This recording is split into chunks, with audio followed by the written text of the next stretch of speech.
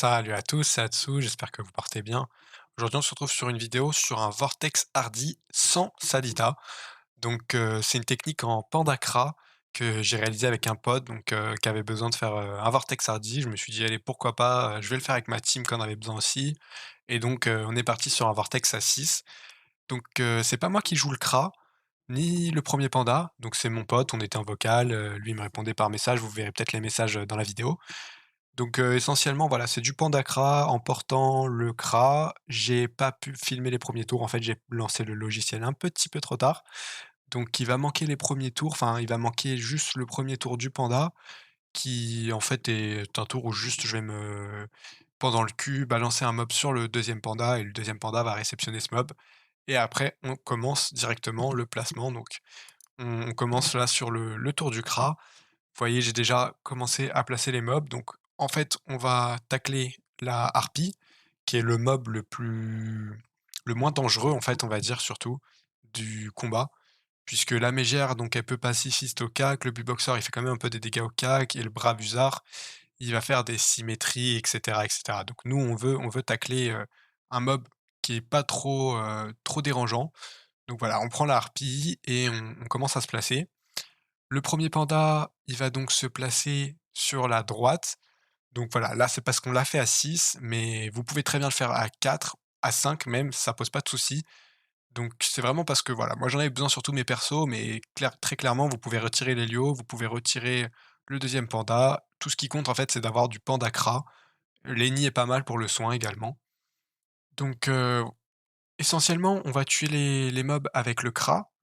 Je vais en tuer quelques-uns avec le Yop, en fait, parce qu'avec les heures sur le Vortex, je sais pas trop si vous connaissez le principe, mais en fait, il y a des horaires. Selon l'heure horaire, donc c'est-à-dire la petite aiguille qui avance chaque tour, il y a des heures sur lesquelles c'est plus ou moins avantageux de tuer les monstres. Sur les tours du Kra, qui était donc le troisième par ordre d'initiative, on avait l'heure 3 et l'heure, 9, heure 3 plus 6, c'est-à-dire le temps que ça fasse un tour complet, étant donné qu'on est butin 6.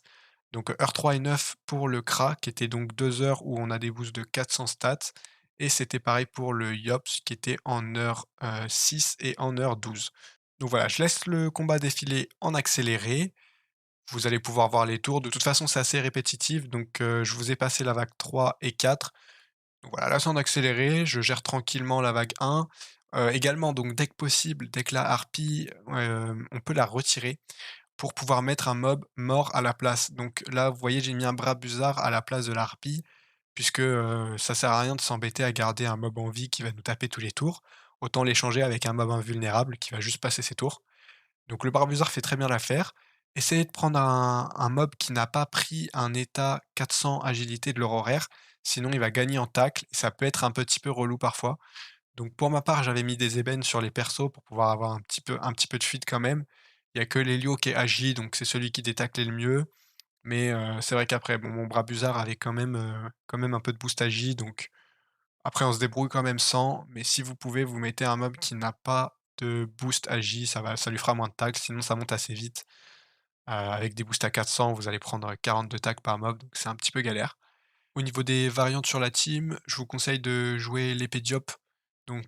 Si vous jouez un Yop, c'est quand même vachement plus efficace que Pugilat, même si je suis plutôt du genre à choisir Pugilat dans les 3 quarts de mes combats. Là, pour pouvoir tuer à distance, c'est quand même pratique. Sur les autres variantes, il y a pas grand-chose. Sur les nids, éventuellement, vous pouvez mettre le mot secret, donc le mot, terre qui va vous permettre de pousser sans ligne de vue. C'est assez pratique pour vous faire détacler l'Iop. Ça me permet quand même d'économiser des PA, ne pas devoir bon à chaque fois.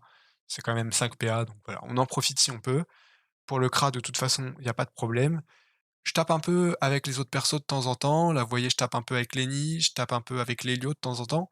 C'est vraiment pour pouvoir les affaiblir et les tuer derrière avec le Yob. Donc là, voilà, j'en tue un. On est encore à la vague 2. On n'a pas pris de retard à ce niveau-là. On a les mobs qui commencent quand même à s'avancer. Donc on fait attention. Également, les petits glyphes bleus, donc les glyphes qui sont posés par les mobs à leur début de tour, il faut faire très attention avec ça. Nous, on a pris la décision de ne jamais marcher sur les glyphes puisque en fait, ça va faire avancer leur horaire de une case. Ça va donc vous faire avancer, par exemple, si le Kra il tue à l'heure 3, ça va faire avancer de 1 heure et donc ça va décaler tout de 1 heure.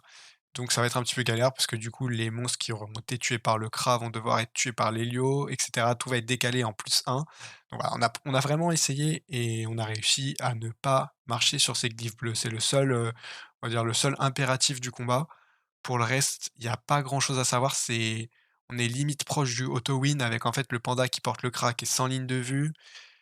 On va taper en permanence, là le Kra était en jage, donc il fait des bons dégâts. On l'a fait également avec puissance cyclique, donc une tenta que je n'avais pas filmée, mais malheureusement on a fail, contre le boss, bon très bêtement. Ça nous avait fait un peu tilt, mais voilà, c'est juste pour vous dire que ça fonctionne également avec puissance cyclique, ça fonctionne avec tous les bonus. Donc voilà, n'ayez pas peur, là on l'a fait avec un bonus qui avait aucun impact, qui est un bonus qui soigne quand vous tapez, donc enfin quand vous faites des dopu, donc aucun impact sur le combat au niveau du modificateur de zone.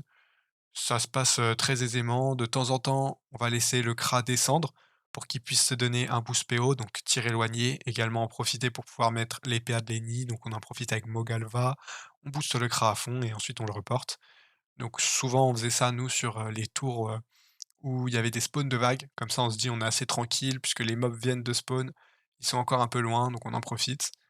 Un petit truc à savoir quand même, c'est que il faut stabi, en fait, sur les tours où vous allez avoir les spawns de mégères, donc notamment sur la vague 3, il me semble où il y a 2 mégères.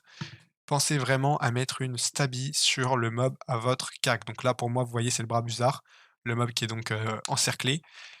En mettant une stabi, la mégère va pas pouvoir coop sur ce mob et donc ne va pas pouvoir, venir vous pacifiste parce que ça, c'est vrai que c'est assez dérangeant.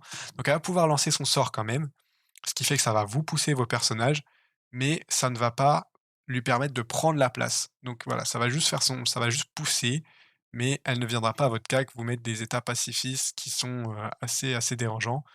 Donc ça, il faut faire assez attention avec ça. Concrètement, le 1er panda, il sert pas à grand chose dans ce combat. Vous voyez, bon, il met des vulnés sur les mobs de droite, il tacle les mobs de droite, mais il faut vous dire que si vous le faites à 4, bah, vous avez pas besoin de tacler les 2 mobs à droite puisque vous les aurez pas de toute façon. Donc c'est vraiment voilà, c'est vraiment quelque chose qui est faisable à 4 également. Ne vous inquiétez pas, c'est pas seulement une technique à 6.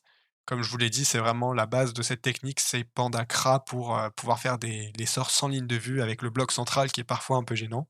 Ça permet donc de retirer cette technique, avec Sadida parce que c'est vrai qu'on voit beaucoup de techniques Sadida, Sadida, Sadida, mais finalement c'est très faisable sans Sadida et voilà, ça s'est passé très bien. Pour nous, c'est passé en 2 tentas puisque la première, on a fait n'importe quoi contre le Vortex à la fin et on a fail, après 5 vagues, c'était assez rageant. Mais ça passe très bien. C'est franchement pour moi, on est très proche de l'auto-win puisque c'est des tours répétitifs. Je vais passer la plupart de mes tours avec, Lenny et Lelio à ne pas taper. C'est-à-dire que je vais vraiment, soit affaiblir, soit carrément passer. Parce que des fois, quand j'ai rien à faire, bah, voilà, je vais pas chercher plus loin, on va pas chercher compliqué. Faut savoir tout de même qu'on a fait, ce succès pendant les bugs serveurs, donc c'était pas évident et d'ailleurs les bugs sont toujours, d'actualité au moment où je vous parle. C'est vraiment pas, jouable, enfin c'est pas plaisant à jouer en tout cas. On a des tours où on devait en fait se priver de certaines actions pour pouvoir finir nos tours carrément, surtout les pandas. Enfin, vous faites une picole, des picoles, vous perdez 10 secondes sur votre tour.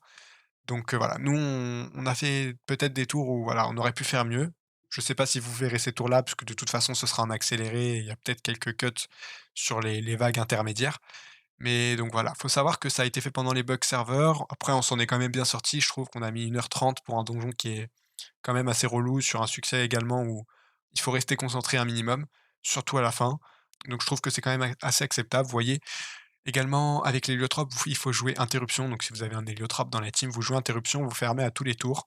Parce que comme ça, vous n'avez pas de mobs qui vont venir vers vous. Ne faites pas le placement de portail classique que vous pouvez faire parfois en focus, comme je l'ai vu sur certaines vidéos. Donc là, non, vous mettez les portails comme vous voulez, mais tout ce qui compte, c'est que vous puissiez les fermer avec l'héliotrope. C'est-à-dire que vous allez jouer vos portails d'héliotrope que pour votre héliotrope. Ne pensez pas teamplay avec vos portails. C'est vraiment, voilà, pour l'héliotrope. Donc là, ça y est, on a tué le dernier mob, on l'a corrompu. Le Vortex va faire son sort. Il faut savoir que depuis les précédentes mages, je sais plus exactement le numéro de la mage, mais le Vortex a été modifié, donc il va lancer son sort un tour à l'avance. Donc c'est plus, enfin, c'est modifié d'un tour, en fait. Donc son tour d'invulnérable et son tour de coop avec l'Aurore.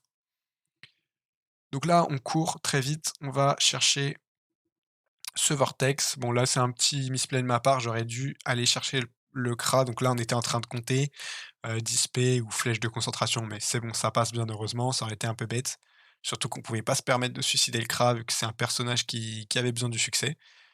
Donc c'est bon, ça passe. Avec l'héliotropes, je fais pas grand-chose de compliqué. J'hésite à fermer les portails, mais je me dis qu'il faut que je les laisse ouverts pour que l'héliop puisse remonter parce qu'à mon avis, avec un pont, ça ne passait pas. Donc on va ramener le lapin également pour pas donner envie au vortex de descendre. On se booste, puisque pour le prochain tour, on va commencer à taper. Le vortex fait très mal, donc cette fois-ci, on se fait pas avoir. On s'était fait avoir sur la précédente tenta. Là, vous voyez, on a déjà perdu le CRA. Donc on va vraiment porter et ne pas déposer les personnages Rox. Parce que voilà, ce qui nous est arrivé, c'est qu'on s'est retrouvé avec 2 personnages tanks et le vortex nous avait juste tué tous les personnages Rox en un tour. Donc on veut vraiment éviter ça. Là, j'ai voilà, là où concrètement à cette période-là du combat, vous avez gagné. Il faut juste faire très attention sur les tours de coop de Vortex au CAC de leur horaire. Donc vous faites extrêmement attention, il faut que vous soyez proche de leur horaire pour que Vortex se coop à leur horaire et ne soit pas trop loin.